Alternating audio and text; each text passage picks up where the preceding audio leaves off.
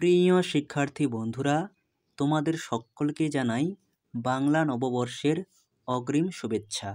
আজকের এই ভিডিওতে আলোচনা করব ইউনিভার্সিটি অফ গৌড়বঙ্গ বিশ্ববিদ্যালয়ের BA 4th semester education major পেপারের একেবারে লাস্ট মিনিট ফাইনাল সাজেশন নিয়ে।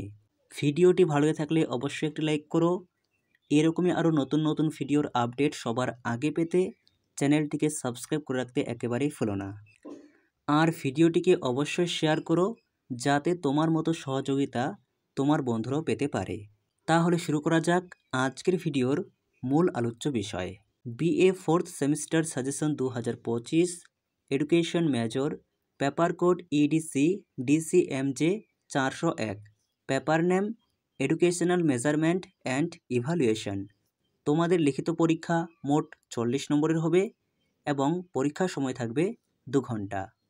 ভিডিওতে বলা প্রশ্নগুলি তুমি অতি অবশ্যই বই অথবা খাতায় নোটস করে নেবে। এবার দেখে নাও প্রত্যেকটি মডিউল থেকে একেবারে বাছাই করা অতি গুরুত্বপূর্ণ প্রশ্নগুলি। মডিউল 1, প্রথম প্রশ্ন, mention the difference between assessment and evaluation. 2 পর্বে point out the need of measurement in education. 3, describe briefly what types of errors occur in educational measurement. 4, discuss the nature of educational measurement. 5, write the nature of assessment and evaluation in education. এরপর module 2, প্রথম প্রশ্ন, discuss in brief different methods of placement evaluation. 2 পর্বে difference between formative and summative evaluation. 3, difference between essay type and objective type questions. 4, show difference between Cartesian reference and norm reference test.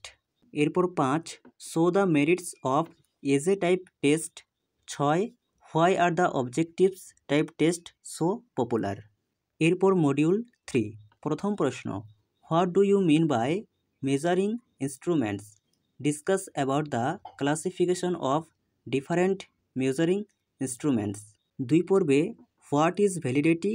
Discuss about construct validity of a test. 3 পর্বে show reliability as a good characteristics of a measuring instrument.